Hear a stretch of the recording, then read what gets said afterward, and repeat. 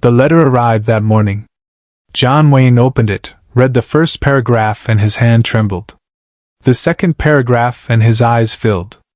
The third paragraph and he stood up and told everyone on set, "No filming today." It was August 1977. Monument Valley, Utah. The same red desert where John Wayne had filmed some of his greatest westerns. He was on location for what would be one of his final films, working through another grueling day of shooting despite the cancer eating away at his stomach, despite the doctors telling him to rest, despite being 70 years old and exhausted. The crew knew not to baby him. Wayne didn't tolerate sympathy. He showed up. He did the work. He never complained. That was the code he'd lived by for 50 years in Hollywood. That morning, like every morning, Wayne arrived at 5 a.m. Hair and makeup. Wardrobe. Coffee in a tin cup. He sat in his trailer going over the day's scenes when his assistant knocked and handed him the mail. Most of it was the usual, fan letters, business correspondence, scripts he'd never read. But one envelope was different. Hand-addressed. Shaky handwriting. Postmarked from San Diego. Wayne opened it. The letter was written on lined notebook paper, the kind a kid might use in school. The handwriting was difficult to read. Not from lack of education, but from physical weakness. Whoever wrote this had been struggling just to hold the pen. Dear Mr. Wayne. My name is Corporal James Mitchell. I am a United States Marine. I am 23 years old. I am dying. Wayne stopped reading. Looked at the signature at the bottom. Then started again from the beginning, slower this time.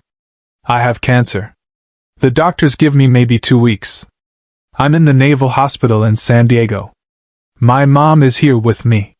My dad died when I was 8.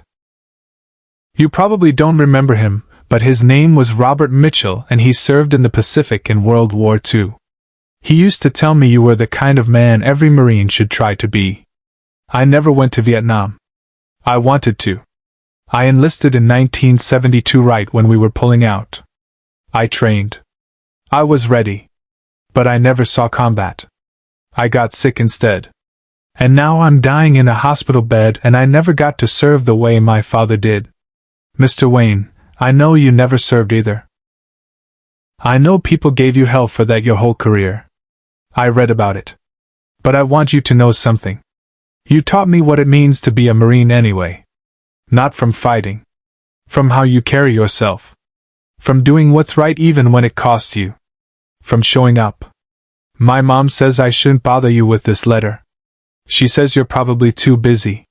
But I'm dying and I don't care about bothering people anymore. I have one request.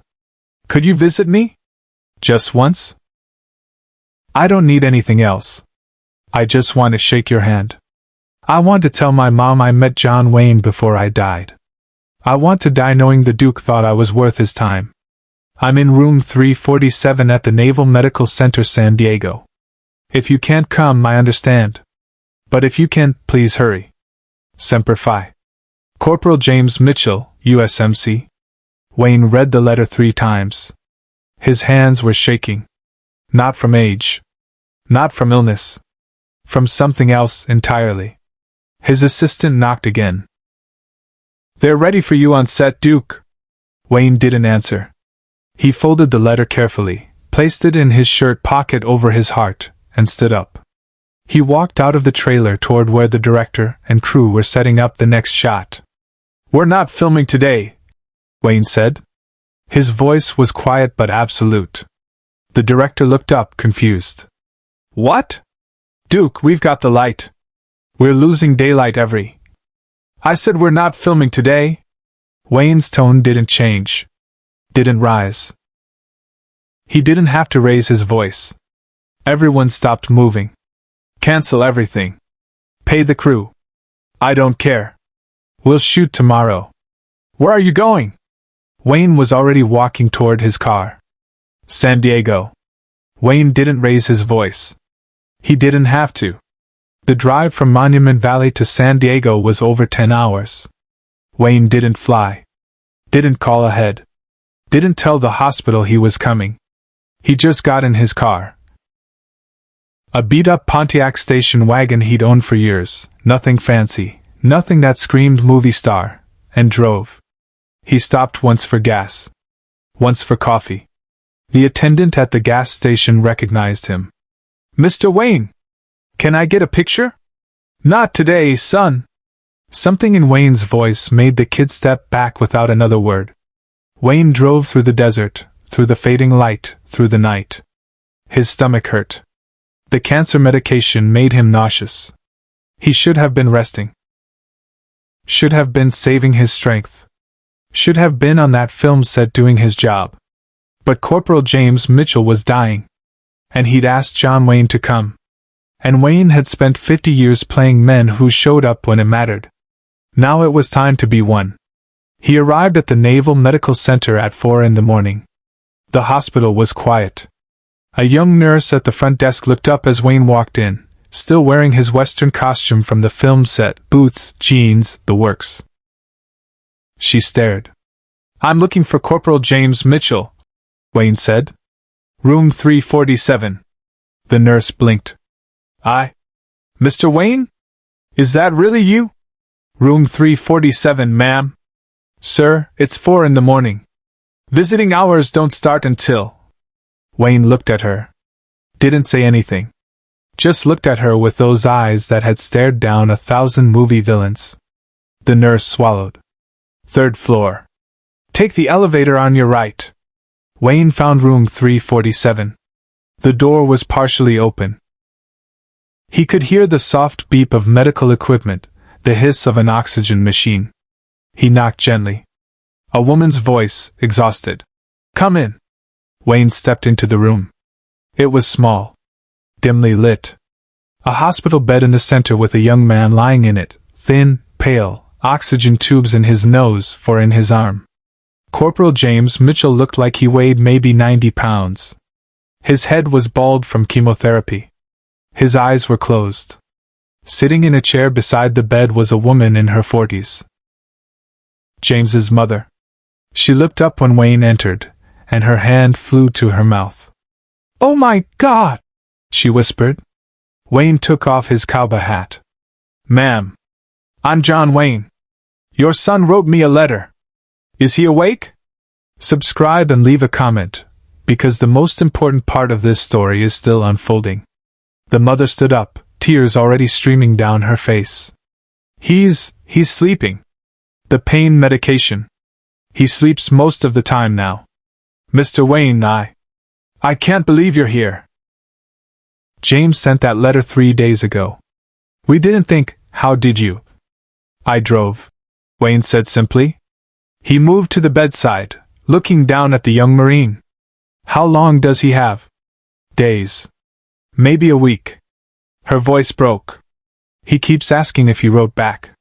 I keep telling him you're busy. That you probably didn't even get the letter. And now you're here. You're actually here. Wayne pulled the letter from his pocket. Unfolded it. Read it again even though he'd memorized every word during the drive. Ma'am, would you mind stepping out for a few minutes? I'd like to talk to your son. Alone. She hesitated. He's sleeping. I don't know if... Please. Something in Wayne's voice. The mother nodded, wiping her eyes, and quietly left the room. Wayne stood beside the bed for a long moment. Then he pulled up the chair, sat down heavily, his own body aching, his own cancer a constant presence, and reached out to touch the young Marine's shoulder. Corporal Mitchell, Wayne said softly. Wake up, son. John Wayne is here. James's eyes fluttered open. Unfocused at first. Confused. Then they landed on Wayne's face and went wide. Mr. Wayne? His voice was barely a whisper. Am I dreaming? No, son. I'm real. I got your letter. James tried to sit up. Wayne gently pressed him back down. Don't move. Save your strength. You came. Tears started running down James's hollow cheeks. You actually came. I thought you wouldn't.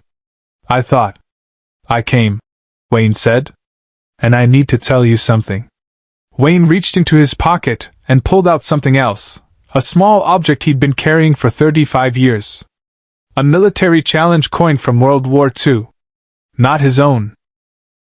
It had belonged to a Marine named Tom he'd met in 1942, right after Pearl Harbor, when Wayne was starting to become famous and Tom was shipping out to the Pacific. Tom had given Wayne the coin and said, "Keep this. When I get back, you give it back to me and we'll get drunk and celebrate." Tom never came back. Died at Guadalcanal. Wayne had carried the coin ever since. A reminder of the men who served while he made movies. A reminder of the guilt he'd carried his entire career. Wayne pressed the coin into James's palm. "This belonged to a Marine. A real one. He gave it to me in 1942. I've been carrying it for 35 years, waiting for the right person to give it to. That's you, Corporal. You're the right person." James stared at the coin, his thin fingers closing around it. "I didn't serve. I didn't do anything. You enlisted. You trained. You were ready to go. You did everything a Marine is supposed to do. The fact that you got sick instead of shipping out doesn't make you less of a Marine. It makes you unlucky. But you're still a Marine. And I want you to know something." Wayne leaned closer. His voice was rough with emotion. "I spent 50 years playing men who never backed down. Who showed up when it mattered. Who did the hard thing because it was right. And people call me the Duke and they think I'm some kind of hero. But I'm not. I'm an actor. I play pretend for a living. You're the real thing. You're what I've been pretending to be." Away from the cameras, Wayne made a choice no one expected. James was crying openly now. "My dad, he loved your movies. He used to say you taught him how to be brave. Even though you never served." "Your dad was wrong," Wayne said gently. "I didn't teach him anything. Men like your dad, like you're the ones who taught me. Every Marine I ever met. Every soldier. Every person who signed up knowing they might die and did it anyway. You're my teachers. I'm just a student." Wayne stood up. His knees hurt. His stomach burned. He was exhausted from the drive. But none of that mattered. "I'm going to do something for you, Corporal. I'm going to make sure every Marine in this hospital knows your name. I'm going to make sure they know you served with honor even though you never made it to the fight. And I'm going to make sure that when you're gone, you're remembered as what you are, a United States Marine who answered the call." James clutched the coin to his chest. Will you stay? Just for a little while?" Wayne sat back down. "I'll stay as long as you want." They talked for 2 hours. About movies and Marines. About James's father. About courage and fear and what it means to serve. Wayne didn't tell war stories. He didn't have any real ones. He just listened. Let James talk. Let the young Marine have this moment. When James finally fell back asleep, exhausted but peaceful, Wayne stood carefully. He placed his cowboy hat on the bedside table. "That's for you," he whispered. "The Duke's hat. You earned it more than I ever did." He walked out into the hallway. James's mother was waiting, along with a small crowd of nurses and a few other patients who'd heard John Wayne was in the building. Wayne ignored them all. Walked straight to the mother. "Ma'am, your son is the bravest man I ever met. And I've met a lot of men. You raised him right." She grabbed Wayne's hand. "Thank you. Thank you for coming. You didn't have to." "Yes, I did," Wayne said simply. But what followed would stay with everyone who witnessed it, forever. Wayne didn't leave San Diego. He checked into a hotel near the hospital and came back every day for the next week. Sat with James. Brought him books. Read to him when he was too weak to read himself. Talked with the other Marines in the hospital, the young men recovering from training accidents or dealing with their own illnesses. The hospital staff tried to be discreet, but word got out. John Wayne was visiting dying Marines. The press showed up. Wayne refused all interviews. "This isn't about me," he said, and kept walking into that hospital. James Mitchell died 6 days after Wayne's first visit. He died holding the challenge coin in one hand and a photograph of Wayne in the other. His mother said his last words were, "Tell the Duke I made it. Tell him I served." Wayne attended the funeral. Sat in the back. Didn't speak. When they folded the flag and handed it to James's mother, she turned and gave it to Wayne. "He wanted you to have this," she whispered. Wayne took it with shaking hands. "No, ma'am. This belongs to you." He wrote it in a letter. The last one. He said if John Wayne came, give him the flag. "You earned it," he said, "for showing up." Wayne carried that flag with him for the rest of his life. It was draped over his own coffin when he died 2 years later. Share and subscribe. Some stories deserve to be remembered. The hat Wayne left on James's bedside table is now in the National Museum of the Marine Corps. The plaque beneath it reads, "Left by John Wayne for Corporal James Mitchell, USMC. Because some Marines never make it to the war, but they're Marines just the same. That's not strength that roars. That's strength that shows up. Quietly. When nobody's watching. When it costs everything."